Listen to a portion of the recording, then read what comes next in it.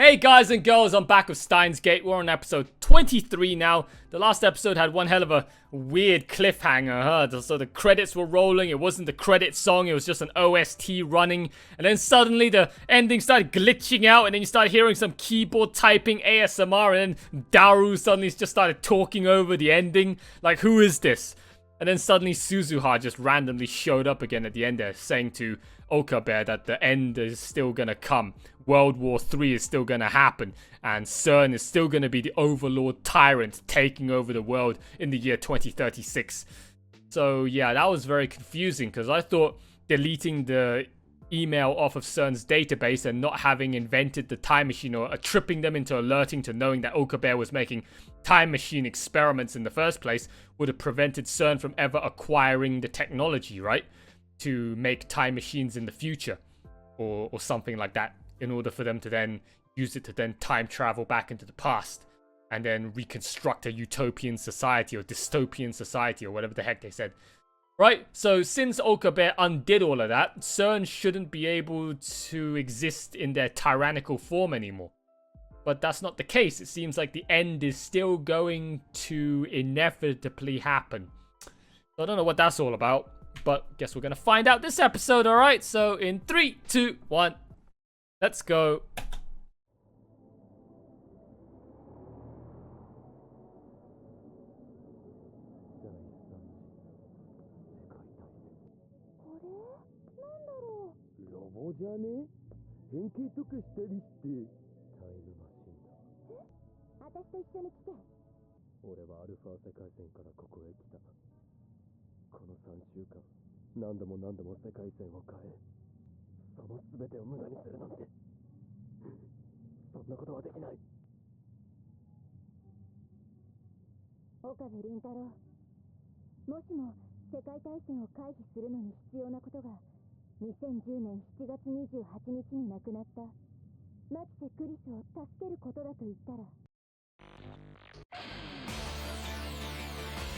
Excuse me?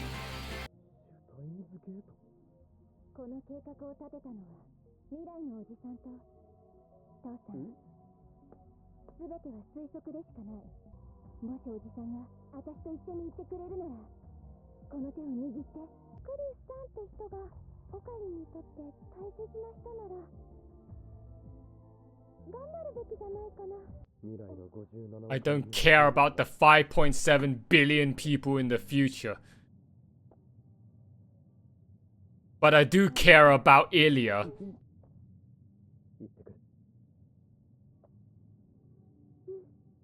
Bro, what the fuck? I thought this show was wrapping up with a slow-ass ending, but no! 3 episodes left and we're still going up the roller coaster!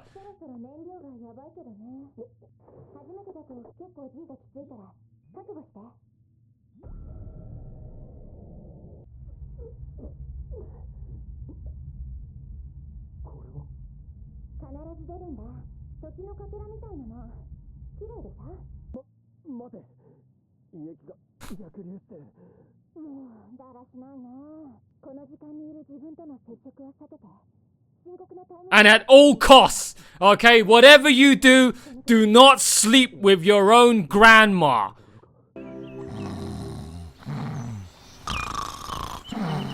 Oh my God!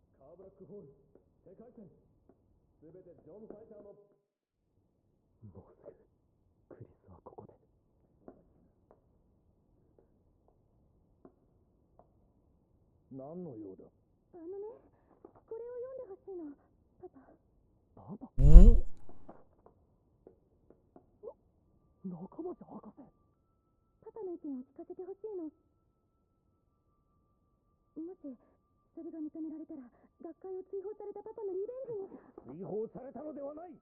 私の方が嫌気がさして見切りをつけたのだ。だって崖はパパが。バカなことを言うな。帰れ。まさかパパ盗むの？そんなことだけはしない人だと思ってたのに。黙れ。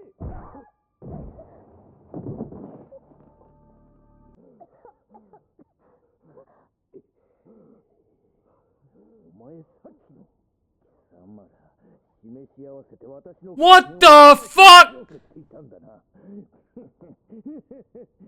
そういうことか。 What professor brings a switchblade?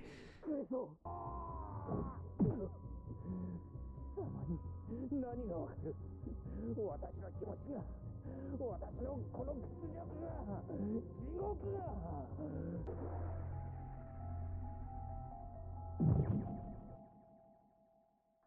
Oh my god. お前らにはふさわしい末路だ。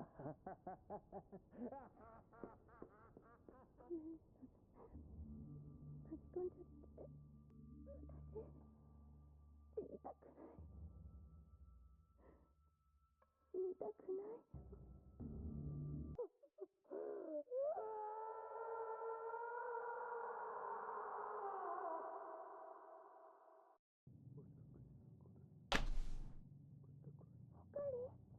おじさん、辛いだろうけど、まだ諦めちゃダメ。もう一度過去に戻るだけの燃料は残っている。テレビを見ろ。テレビ？中鉢博士を乗せた飛行機は貨物室に火災を起こしながらもかろうじて亡命先のロシアに着陸した模様です。それにしても助かったよ。これは金属探知機にかかったおかげで論文が焼けずに済んだのだ。あの論文が全ての始まりなんだ。これをきっかけに大国間で熾烈なタイムマシン開発競争が始まる。時間を制することは世界を制するも同じだからね。無理だよ。This is fucking insane. What a way to end the series on the last 3 episodes. They didn't go out with a fizzle. Oh! オカリンは絶対諦める人じゃない。マユシーがおばあちゃんとさよならできずにいた時も諦めないで毎日お墓に来てくれた。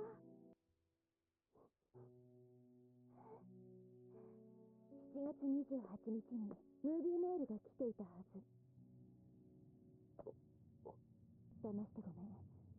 一度失敗するのは計画の。 Not gonna lie, Suzuha's like hairstyle and that outfit though. Damn, I dig that. はじめましてだな。15年前の俺。これでやっと計画の本題に入ることができる。マキテクリスを救い、シュタインズゲートに入る計画だ。いいかよく聞け。確定した過去を変えてはいけない。最初のお前自身が見たことをなかったことにしてはならない。お前の3週間の世界線漂流を無駄にしてはならない。お前が立っているその場所は、俺たちがクリスを助けたいと願ったからこそ到達できた場所なんだ。だから騙せ。お前自身を。 C204 型。頭文字が何を意味するか、お前ならわかるはずだ。これより最終ミッション、オペレーションスクルドの概要を説明する。その確定した過去を変えずに結果を変えるのだ。最初のお前を騙せ。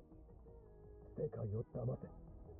それがシュタインズゲートに到達するための条件だ。今のが15年後のオカリン？声渋かったよね。オカリン。やってやる。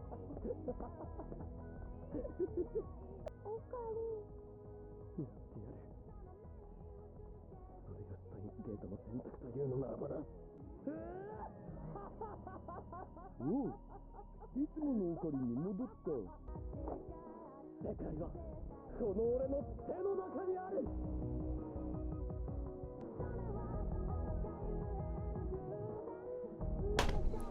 Oh god. Oh.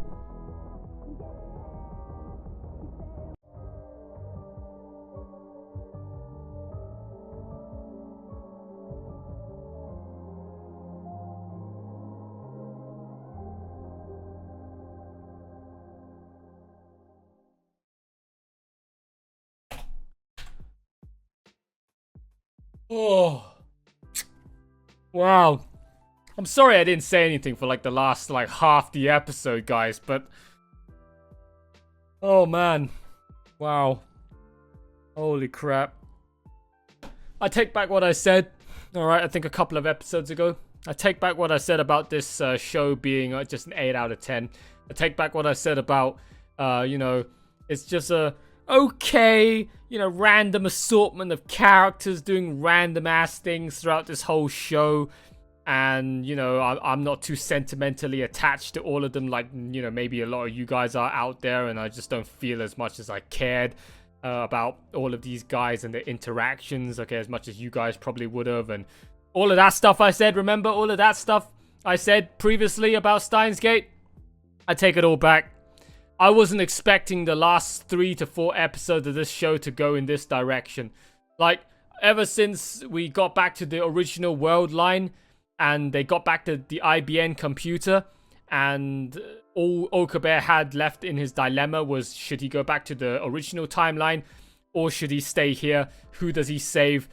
It was going in a really, really slow-paced direction that I kind of just lost it. My interest was dying. I was starting to fall asleep, and I just didn't... I'm not gonna lie, I started to stop caring quite a bit as the episodes went on. But ever since... oh man, wow. 3 episodes to the end of this series, and the show is gonna decide to go in this direction. That is some ballsy move right there. Alright, holy crap. Most shows, when they're by the last 3 episodes and they've reached a climactic ending, or so what I thought was to have reached a climactic ending in this like psychological slice of life-ish, not so epic grand scale drama. That's what I interpreted it as. You pull something like that at this show, man. Again, who could have figured that out before the show revealed it? Huh? Did any of you guys figure this out before they revealed everything to you in this episode? This show is just so blindsided, preemptive, striked, shama-lama, ding-dong, plot twists. I never imagined Suzuha would have just suddenly turned up again out of nowhere. But then again, like I said, it makes sense. They went back to the original world line, so therefore that time machine was still there stuck on the roof. So of course Suzuha would have still been around somewhere. Alright? Again, it's just this level of having to pay that much attention that I'm just incapable of. Alright, having to do a running commentary and have to keep in mind all the thoughts and other stuff that I have to say for the episodes and recordings, and then have to keep up to date and attention spanned and concentrated on every last speck of... It seems like for this show, the only way you're going to fully embrace it and understand every last aspect and fully enjoy this show is to remember every last digital clock on the screen, every last character interaction, every last placement of every single object. Not even just the people. The placement of freaking objects, okay? In the scenery, in everyday life of whatever, in the surrounding room, alright? And all of that. Every episode.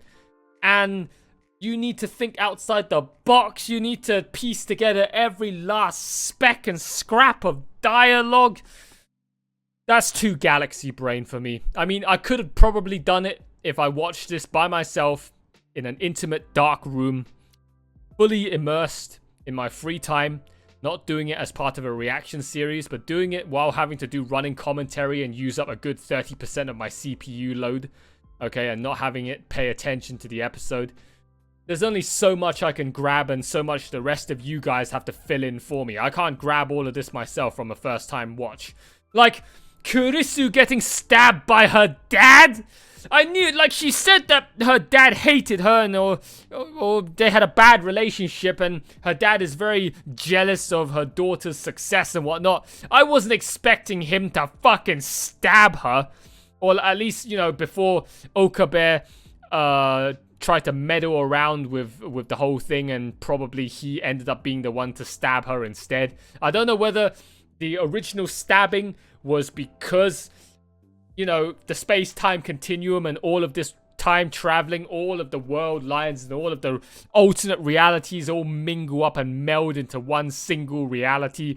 and that Okabe actually found Kurisu lying dead on the floor because it was Okabe that stabbed Kurisu, right? I don't know whether that was the actual way that it turned out to have been, because, hey, time travel, right? Can't think too much about that. When it comes to time travel, you are not just in one place, you are everywhere. Out of sight. Even though you're in plain sight, you are out of sight, out of mind, but you're there, okay, in the millions of time paradox, time spanning continuums, okay, of reality. So I don't know whether the dad actually did stab Kurisu had it not been for Okabe in any other timeline, or whether it was actually Okabe that was the one all along. But I wasn't expecting that. Okay, that was one hell of a random, just out of nowhere 180 turn. It was Kurisu's research paper all along that was the cause of CERN's rise to power. It was nothing, well, in this world line. In this world line, Kurisu's research paper was the thing that started everything. In the other world line, it was Okabe's text message. So that's the reason why the reverting everything back to the original way that it was supposed to be, without CERN having that text message in their database and therefore not getting the knowledge and technology of time travel to eventually cause World War III in 2036. In a way, now in hindsight, yeah, it makes sense to revert. The problem with that text message being in CERN's database and being the cause of World War III in the future, it's not only the key critical turning point thing that if you touch it, you will cause drastic change to reality for CERN. It's a double-sided sword. It's a double-edged whammy knife. It's also the key critical component to switching world lines. Oh, talk about, oh my god, these big brain thoughts. Who wrote this? This author's a galaxy brainer, man. Oh my god, this author, holy shit.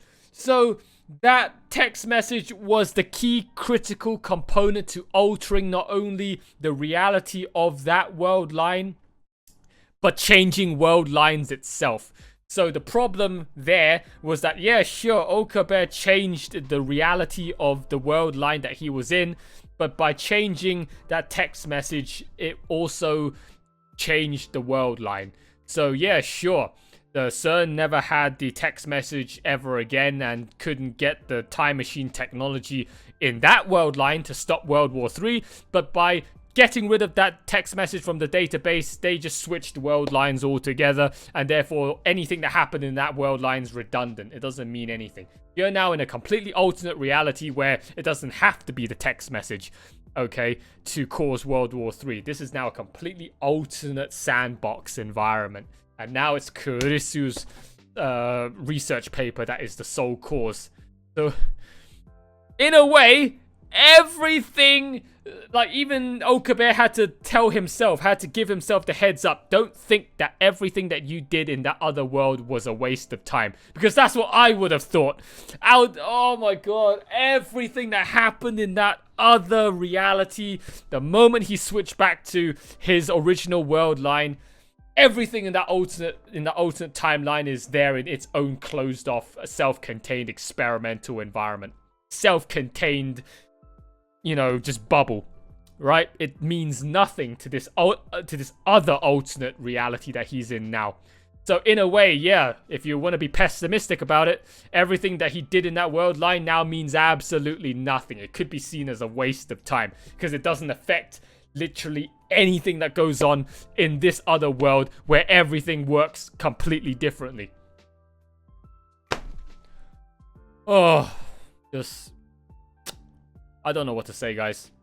Okay, this is insane. I haven't been this glued to my screen, paying so much close attention for Steins Gate for a very long time. In these past final 3 episodes, we're gonna get this level of treatment and of just shit hits the fan roller coaster ride, huh?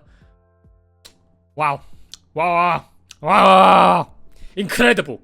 Incredible. And I was literally about to bust my neck right there. Oh. Okay. Oh no. I think I did bust my neck. Oh no. Yep, update for you guys. I just blew my neck out. So, oh boy. Oh, that's not great. Probably something to do with all my head bobbing. But yeah, as I was saying, wow. Wow. Wow. Incredible. Incredible. Incredible. This writing here towards the very end of Steins Gate. Oh man, so much payoff at the end. This is a level of payoff that I don't think I'm ever going to want to experience again. Having to be cock-blocked and blue-balled, okay, for like 12 plus episodes in order to get a somewhat semi-payoff in the midsection. And then instead of winding down for the season, for the series, you're gonna one-up yourself and do an even more massive shamalama ding-dong plot twist payoff for the ending. Talk about going out with a bang, man. Oh my god. But yeah, guys, that is it. That was all of my thoughts for Steins Gate episode 23. 2 more episodes left to go. I'm going to bash through them, okay, after this recording. Okay, I'm going to do them all now in quick succession. Alright, guys. So thank you all so much for watching. Hope you guys have enjoyed this hell of a mental explosion. Alright, so oh my god. Flavor explosion. Oh, wow. Wow. Alright, like, comment, subscribe, sign up to the Patreon, join the Discord, guys. I've told you this a million billion times. If you haven't done so already, consider becoming a much more integrated, intricate, wide, spanning, extended reach, interwoven part of the community by joining all the other social media and community sites outside of YouTube, and just hang out with me and all of the other nerds, okay, in this community in real time, rather than just hiding and lurking on YouTube. Alright, guys, big massive shout out to all of my existing patrons right now supporting me on Patreon, and one big massive shout out to Tomato and Eden's Musketeer again for being the top dog supporters of the Too Lazy for Life Sloth Army. Alright, that is it for episode 23, alright, and I'll see you all very shortly for episode 24, okay? But until then, that is it from your boy Too Lazy for Life. Catch you later.